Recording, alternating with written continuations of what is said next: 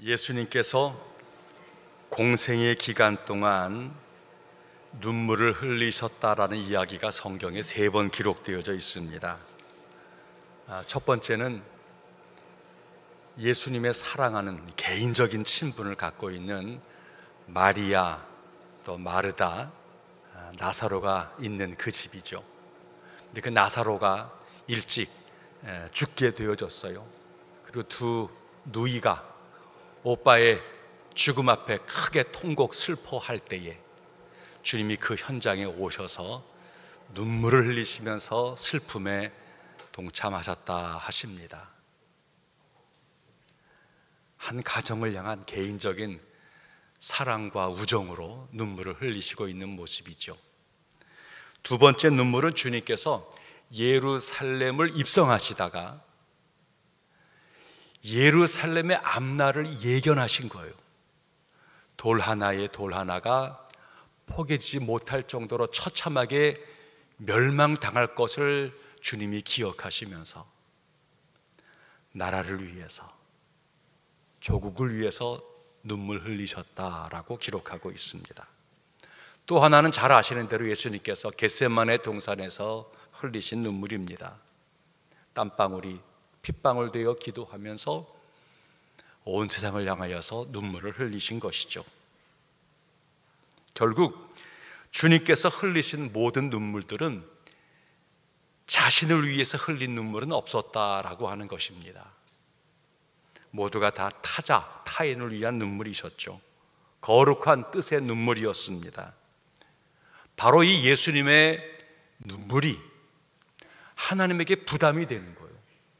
하나님께서 죄 많은 세계를 구원하시는 구원 행동이 되게 하셨던 것입니다. 눈물을 받으신 하나님 아버지께서 마침내 우리들을 구원해 주신 것이죠. 히브리서는 이 말을 이렇게 이야기합니다. 그는 육체에 계실 때에 자기를 죽음에서 능히 구원하실 이에게 심한 통곡과 눈물로 간구와 소망을 올렸고, 심한 통곡과 눈물로 간구와 소원을 올렸고 그의 경건하심으로 말미암아 하나님께로부터 들으심을 얻었느니라. 예수의 눈물과 통곡이 하나님의 역사였고 우리에게는 구원이 되었다라고 성경은 기록하고 있는 것입니다. 살아가면서 집안이 잘 되려면 아이들이 공부도 하고 일도 열심히 해야 합니다. 나라로 바라보면은 열심히 공부하는 학생이 있어야 나라의 미래가 있습니다. 나라가 잘 되려면 밤낮을 가리지 아니하고 땀 흘리고 수고하는 노동자가 있어야 합니다. 나라가 잘 되려면 피곤을 무릅쓰고 그 밤을 지켜내는, 휴전선을 지키는 초병들의 수고로움이 있어야 하는 것입니다. 그리고요, 나라가 잘 되려면, 가정이 잘 되려면 누군가는 그 형편과 처지를 안타까이 여기면서 눈물로 기도하는 자가 있어야 합니다. 자식 잘 되라고, 남편을 위해서 가정을 지키려고 눈물 흘리는 여인이 가정에 있으면 그 가정의 자녀는 잘 자라납니다. 아무리 어려워도 가정은 뻗어나가게 되어지는 거예요. 지난날 많이 배운 것도 아니고 많이 가진 것도 아닌 우리 어머니들이었지만 딱 한 가지, 자식들을 위해서 눈물을 흘렸어요. 그게 가정이 잘 됨의 출발이었습니다. 나라도 마찬가지입니다. 아니, 이 생각 저 생각으로 누가 더 옳으냐, 어떻게 나라의 장래에 좋으냐 다투고 논쟁 벌일 수 있습니다. 열심히 싸울 필요 있어요. 하지만 어느 한쪽 구석에서는 우리나라 불쌍히 여겨달라고, 나라의 앞날을 바라보고 이 시대의 어려움을 바라보면서 누군가는 눈물로 기도해야 합니다. 그리스도인은 다른 거 없어요. 세상은 세상 일 하는 거예요. 그런데 하나님의 구원이 이 땅에 임하고 하나님의 선하심이 우리의 후대에 미쳐지기를 위해서는 누군가는 눈물로 기도해야 되는데 그리스도인은 그 책임을 부여받았다라고 믿는 자들입니다. 모세가 아말렉과의 싸움이 산 아래에서 여호수아를 통해서 일어나는 중에 산 위에서 손을 든 것처럼 오늘 우리에게도 그런 그리스도인이 많이 필요하다는 거예요. 여러분, 나라와 민족을 위해서 눈물 흘려 기도한 적이 언제입니까? 지난날 이런 사람들이 많았어요. 밤을 새워 기도하고 나라를 위해서 기도한다고 산기도 간다고 하시는 분들이 많았어요. 여러분, 요즘은 먹고 살만하니까는 그렇게 수고하신 분들을 별로 중요하게 여기지를 않습니다. 아니요. 사실은 눈물로 기도한 그 기도 때문에 이 나라가 구원을 받고 번영한 것입니다.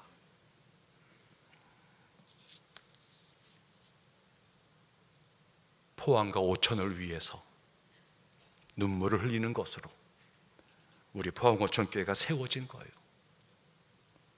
6월입니다. 오늘의 대한민국 앞선 분들의 눈물이 있었어요. 피와 땀이 있었고요. 그리고 생명 바친 헌신이 있었습니다. 그 터전 위에 이 나라가 이만큼 달려온 것입니다. 오늘 우리 모두 물려받은 거예요. 그리고 우리가 해야 될 역할은 잘 물려줘야 합니다. 더 뻗어 나아가도록. 그러기 위해서 누군가는 눈물을 흘려 기도해야 돼요. 자, 6월 나라와 민족을 생각해야 될 이 시간, 교회당 앞쪽으로 오신 분들은 우리 크게 게시되어진 태극기를 다 보셨겠죠? 예배당 올 때마다 나라와 민족을 위해 기도하는 이 한 달 되어지기를 소망해요. 대한민국을 위해서 누가 기도하겠습니까? 교회가 여러 가지로 부족한 것들이 많이 있지만 그래도 터놓고 나라 위해서 기도합니다. 이렇게 애쓰고 헌신하는 곳은 제가 보건대는 교회 외에는 별로 보이지가 않아요. 우리가 무슨 주의 주장을 가지고 우리는 정치적인 무슨 견해와 생각 이런 거는 우리에겐 별로 없어요. 하지만 이 대한민국 자손만대로 잘 돼야 돼요.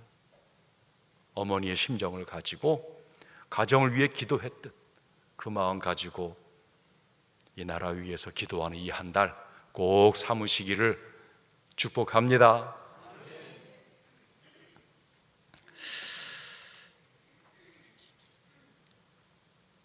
6월 한 달에 지도력이라는 단어를 좀 많이 생각해 보았으면 좋겠어요. 지도력. 지난 4월 말에 교회 일꾼들이 뽑혔고 지금 훈련을 받는 중에 있습니다. 이 훈련의 과정을 잘 밟아서 하나님이 꼭 필요로 하는 일꾼들로 가을에 세워지기를 원하고 있어요. 이 지도력이라고 하는 단어를 생각하면은 그게 나하고 무슨 상관이야? 내가 무슨 뭐 높은 자리에 있는 거 많이 가진 것도 아니고 내가 많이 배운 것도 아닌데 그렇게 여기는 것은 좋은 태도 아닙니다. 모든 사람의 삶은 지도력과 관련이 있어요. 가정에서도 부모의 지도력이 있어야 돼요. 교회에서도 구역장과 또 여러 전도회 또 재직회와 당회에 지도력이 있어야 돼요. 학교나 일터도 마찬가지겠죠.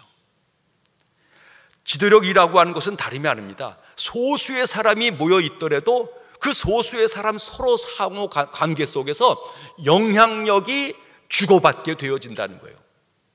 에이, 저 사람 저것밖에 못해. 저거 본받고 싶은데. 우리의 소수의 인원이 모이더라도 그 관계 속에는 영향력이라고 하는 것이 주고받게 되어져 있어요. 그게 바로 지도력이에요. 성경은 우리를 향하여서 너희는 세상의 빛과 소금 되라 라고 말씀해요. 우리가 무슨 뭐 대단한 능력이 있습니까? 없어요. 그러나 모든 그리스도인들은 자기 홀로 사는 거 아니야. 자기만 위해 사는 거 아니야. 너희들은 있는 곳에서 어떤 영향력을 끼쳐야 돼.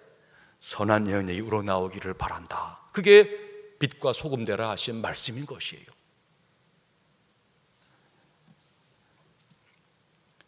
우리가 이 지도력을 잘 이해해서 그것을 잘 행사하게 되어지면은 나와 주변에 좋은 영향을 끼치게 되어져요. 이 상호 관계에서 이 아름다운 영향력은 서로 간에 좋은 질서를 만들어내고 모든 게 좋은 쪽으로 번성하도록 영향력을 주게 되어진다는 거예요. 우리 모두를 서로 발전시켜 주는 거예요. 하지만 반대로 잘못된 지도력, 잘못된 상호관계에 이 힘이 잘못 행사되어지면 갈등이 만들어져요. 무질서가 팽배해져 가고 거기 힘이 무너지고 상처를 주고받고 원수되는 일들이 만들어지는 거예요. 공동체가 와해되어지는 것이죠. 오늘날 우리들의 삶 가운데 빚어지는 많은 문제가 있지만 따져보면은 지도력이 제대로 행사가 안 되는 거예요. 지도력이 두 가지로, 하나는 내가 똑똑해, 내가 힘 있어, 내가 하지, 과시하는, 자기 힘을 나타내려고 하는 이런 지도력이 행사되어지면서 교만이 팽배해지는 거예요. 위험해지는 거예요. 그 반대로 에이 내가 무슨 뭐 관심 없어, 나는 그런 거 상관이 없어, 그럼 알아서 해, 무관심하는 거예요. 지도력을 부정적으로 이해를 하고 무시하려고 하게 되어지면 나라가 어지러워지게 되어지는 거예요. 그러니까 위정자가 좋은 지도력을 발휘하지만은 백성들이 선거를 통해서 자신의 좋은 지도력을 행사해야 한다는 거예요. 그래야 나라가 건실해지는 것입니다.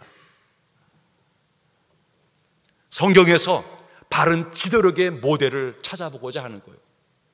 여호수아를 발견했습니다. 모세에게서 여호수아에게로 지도력이 잘 흘러가는 거예요. 그 여호수아 시대의 지도력이 잘 발휘되어져서 이스라엘이 가나안에 안정적으로 정착하고 나아가 주어진 모든 땅들을 잘 분배하게 되었다라고 하는 거예요. 여호수아의 지도력에 본받을 게 참 많아요. 자, 한번 1절과 2절 말씀 보시기 바랍니다. 1, 2절 시작. 여호와의 종 모세가 죽은 후에 여호와께서 모세의 수종자 눈의 아들 여호수아에게 말씀하여 이르시되 내 종 모세가 죽었으니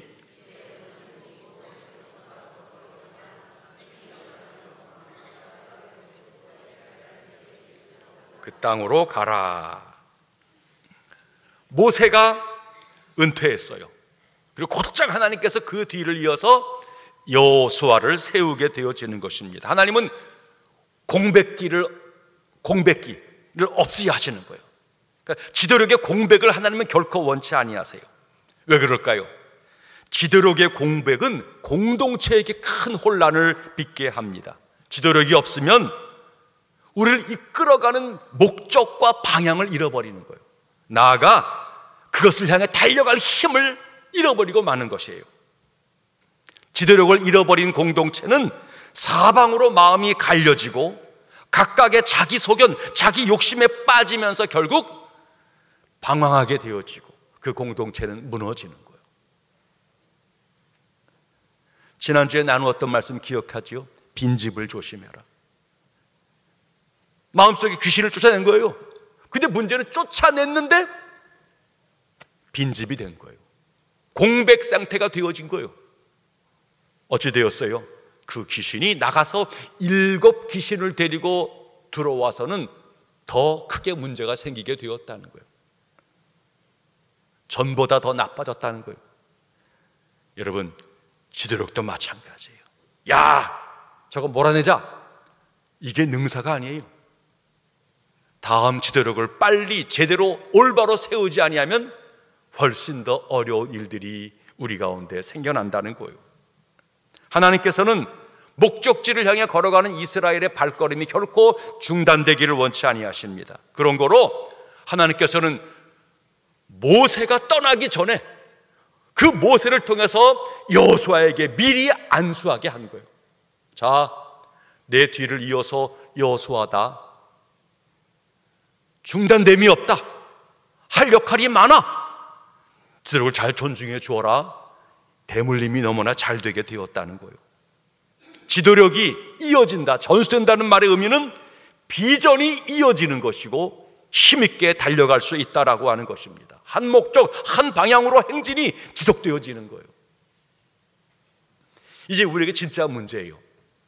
그러면 이 새로운 지도력에게 요구되는 것이 무엇입니까? 자, 7절 말씀 보시기 바랍니다. 7절 시작. 오직 강하고 극히 담대하여 나의 종 모세가 내게 명령한 그 율법을 다 지켜 행하고 우로나 좌로나 치우치지 말라. 그리하면 어디로 가든지 형통하리니. 하나님께서 모세의 뒤를 이어서 여호수아를 세운 다음에 너 힘내, 강하게 담대하게 달려가라. 내가 너에게 한 말 잘 지켜. 너 모세의 뒤를 이어받았으니까 두려워하지 마. 그리고는 여호수아에게 한 가지를 더 부탁했어요. 뭐라고요? 우로나 좌로나 치우치지 말아라. 그리하면 너의 지도력이 잘 발휘되어지고 이스라엘은 형통할 것이다. 우로나 좌로나 치우치지 말라. 이게 여호수아 지도력의 핵심이에요. 여러분, 우로나 좌로나 치우치지 말라, 이 말의 의미가 뭘까요? 첫 번째요, 모세는 개척자예요. 모세는 광야 떨기나무 아래에서 하나님의 임재, 계시, 하나님의 명령을 받은 자예요. 담대한 소명을 가지고 이스라엘 백성에게 나아간 자예요.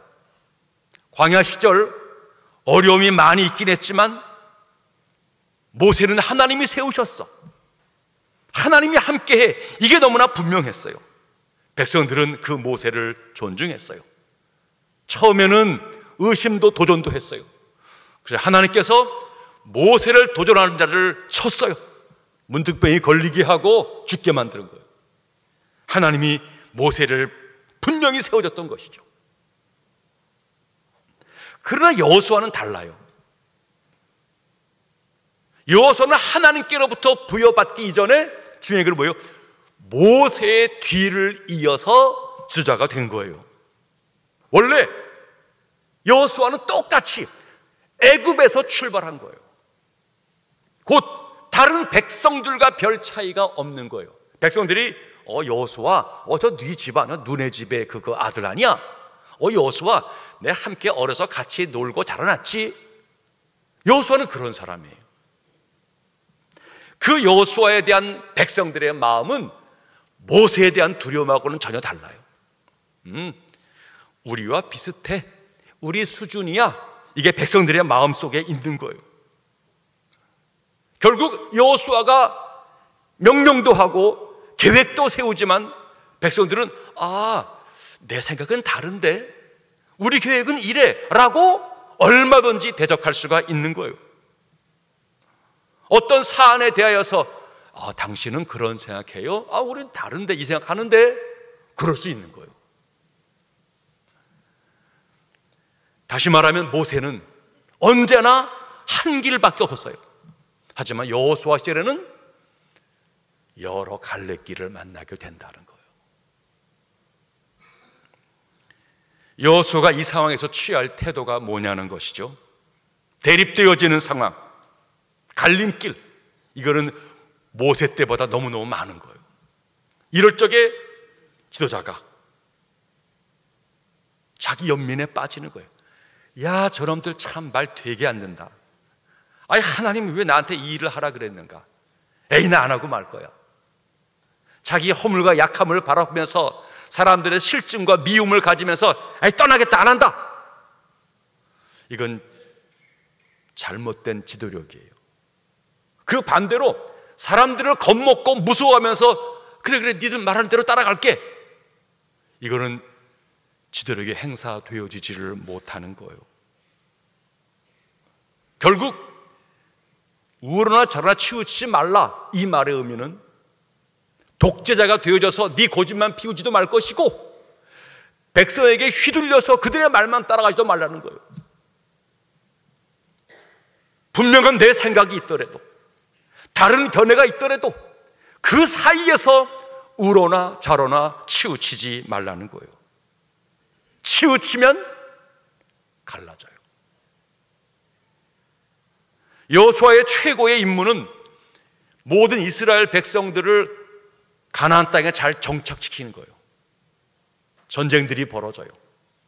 뿐만 아니라 땅이 다 이루어지면 그 땅을 분배하는 것을 하는 거예요. 분배는 어려워요.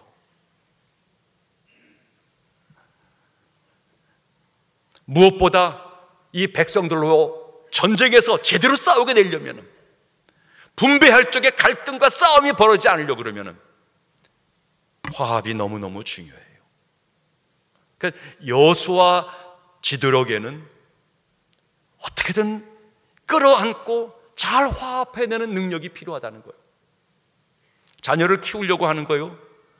부모로서 지도력을 발휘해야 돼요. 이게 쉬운 일이 아니에요. 아니, 이놈들 엄마 아빠가 하라 그러는데 이렇게 말 안 들어? 이런 나쁜 놈들 때리고 매질해서 억지로 끌고 올 수 있어요. 하지만 아이는 분노가 가득하고 언젠간 반항할 거예요. 그 반대로 귀찮으니까 그래 알았다, 네 맘대로 네만 대라, 마음대로 갖고 놀아라, 무관심한 거예요. 돌보지를 않는 거예요. 지도력을 행사를 하지를 않는 거죠. 아이는 딴 마음을 품고 아이는 방황케 되어지는 거예요. 가정에서 부모 지도력이 제대로 행사되지를 못한 거예요. 이런 일들은 가정에서 비일비재하지요. 여호수아 지도력, 내가 계획을 세우고 달려가려고 하는데 당신과 내가 무슨 차이가 있어? 나도 신앙생활 할 만큼 했어요. 나도 생각이 있어요. 주장하는 사람들 앞에서 너 어떻게 지도력을 행사하겠느냐? 우로나 좌로나 치우치지 말라. 그들이 준동하도록 그들을 잘 다스리라는 거예요. 또 한 가지, 여호수아의 지도력에는 여호수아가 일하게 될 사역지는 모세하고 틀려요. 모세는 광야가 사역지였어요. 여호수아는 가나안 땅이 사역지가 되어지는 것입니다. 광야는 선택의 여지가 별로 없어요. 다양성이 없다는 겁니다. 선택이 쉽고 분명했어요. 결단하기가 어렵지, 결단에 떠나면 갈 곳은 너무나 뻔한 거예요. 광야로 갑시다, 이건 어려운 거예요. 그렇지만 광야로 나아가면 백성은 어쩔 수 없어요. 모세 뒤를 따라올 수밖에 없는 거예요. 광야는 턱 트인 넓은 곳이지만 의외로 광야는 갈 길이 하나예요. 단순해요. 그런데 여호수아는 그렇지 않아요. 가나안 땅이에요. 가나안 땅은 볼 것도 많아요. 길도 많아요. 광야하고 너무나 달라요. 가나안에는 이스라엘이 전혀 경험하지 못했던 거대한 문화 덩어리들이 많이 있어요. 이방 종교도 있어요. 삶의 수준은 오히려 이스라엘에 더 뛰어나요. 높아요. 물질, GDP가 더 세요. 그런데 그 가나안의 문화와 종교와 삶의 여러 모습에는 하나님 보시기에 선하지 못한 게 너무나 많아요. 결국 가나안은 수많은 선택 요소가 있다라고 하는 거예요. 거기에서 이스라엘의 정체성이 흔들릴 위험 요소가 있다는 거예요. 여기서는요, 취할 것과 버릴 것을 잘 구분해야 돼요. 무작정 가나안에 들어왔다고 해서 이방 문화 다 몰아내자, 사람 다 죽이자, 그럴 수는 없는 거예요. 그렇다고 해서 거기에 혼합될 수는 더더욱 없는 거죠. 무엇을 버리고 무엇을 취해야 할 거야, 지도력의 중요한 덕목이에요. 좌우로 치우치지 말라, 분별력을 가지면서 무엇을 취하게 할 거야, 무엇을 금하게 할 거야, 자녀 교육에 부모가 그 마음이 있느냐라고 하는 거예요. 아이들을 키워가는 과정에서 예수 안에 잘 있기를 바라요. 맨날 교회만 있게 할 수는 없는 거예요. 세상을 배워야죠. 힘있게 살아내려면 세상의 문화와 학식과 많은 걸 배워가야 돼요. 그러나 그 세상에 무작정 방치할 수는 없어요. 거기는 우리 자녀의 영혼을 망치게 하는 많은 요소가 있거든요. 하나님을 왜곡하려는 수많은 잘못된 것이 있거든요. 여기에서 취할 것과 버릴 것들을 가르쳐 줘야 돼요. 분별력 있는 자녀로 키워가야 한다는 거예요. 그런 지도력이 있느냐라고 하는 거예요. 그래야 자녀가 바르게 커가는 거예요.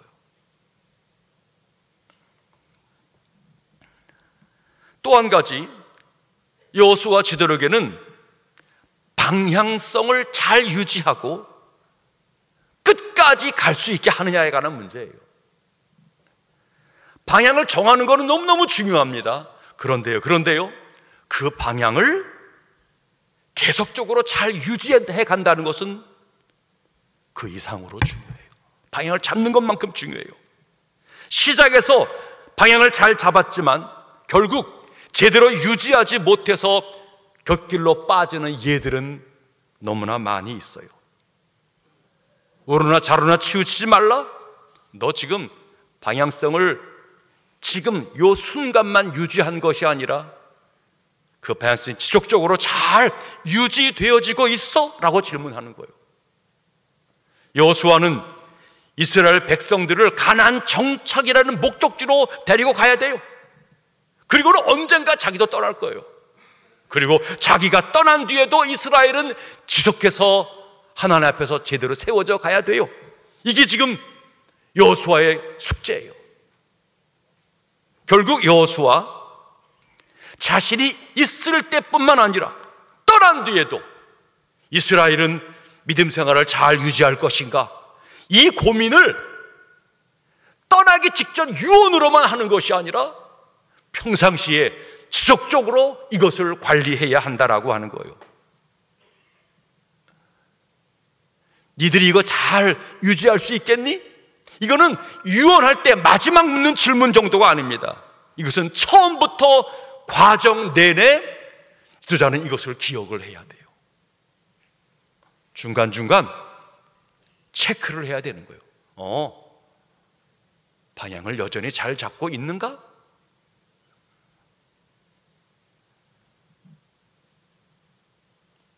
좋은 전통을 물려주는 것은 일을 하면서 얻게 되어지는 어떤 성취보다 중요해요. 왜요? 큰 돈 벌었어, 승진했어, 과정에 우리가 얻기를 원하는 것들이 있지만 그 모든 것들은 최종적으로 우리가 지속적인 끝까지 흐름으로 잘 가고 있어? 이게 제대로 안 되어져 있으면 지금 누리고 있는, 지금 얻은 모든 것들은 잠시 후에는 다 쓰러지고 넘어질 것밖에 없다는 거예요. 너무너무 위험한 거예요. 그래서 교육이 중요한 거예요. 그 교육이 잘 돼야 아이들이 대를 이어서 대물림 가운데 전통이 흘러가고 마음이 흘러가게 하는 거예요. 결국 좌우로 치우치지 말라라고 하는 것은 현실에 너무 작은 것들에 거기 안주해버려서 크게 멀리 미래를 바라보는 이 일을 제대로 하지 못한다면 너 돌아봐라 라고 말하고 있는 거예요. 진짜 우리들의 고민이 있죠.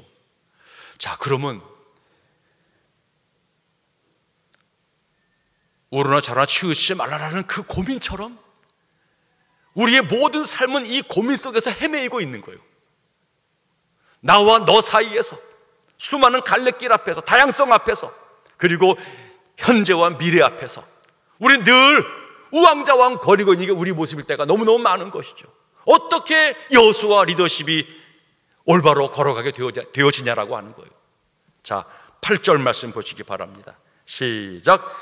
이 율법책을 내 입에서 떠나지 말게 하며 주야로 그것을 묵상하여 그 안에 기록된 대로 다 지켜 행하라. 그리하면 내 길이 평탄하게 될 것이며 내가 형통하리라. 아멘. 우리가 바른 지도력을 잘 간직하며 끝까지 달려나가려고 한다면 지금 8절 말씀 뭐라고요? 하나님 말씀에 전심을 기울이라는 거예요. 여호수아 지도력은 자신의 게 아닙니다. 여호수아의 지도력은 하나님께서 위임해 준 거예요. 모든 지도력은 내 것이 아니라 하나님이 내게 위임해 주었다는 거예요. 부모라고 하는 그 역할, 지위라고 하는 것이 내가 낳은 자식, 내가 키우고 내가 뭐 한다가 아니에요. 부모라고 하는 권위와 지도력을 하나님이 세우신 것이고 그 자녀를 우리에게 붙여주어서 잘 키워내라고 하나님께서 위임을 해 주었다는 거예요. 이 사실을 모든 부모는 반듯하게 헤아려야 돼요. 모든 지휘자들은 내가 갖고 있는 그 지도력이 내 것이 아니라 하나님이 나를 그 자리에 있게 했어. 이 마음을 가져야 합니다. 위임받은 지도력이라는 사실을 인정해야 한다는 거예요. 그래서 지도자들은 사람들에게 뭔가 보여줘야 한다, 이 고민할 이유가 없다는 거예요. 내가 누군지 알아? 내 계획은 이런데 이건 너무 보여주고 이거 너무 강조할 이유가 없다는 거예요. 진짜 좋은 지도자는 내가 너한테 뭘 보여주겠다가 아니라 내가 무엇을 바라보고 있는지를 보여주는 거예요.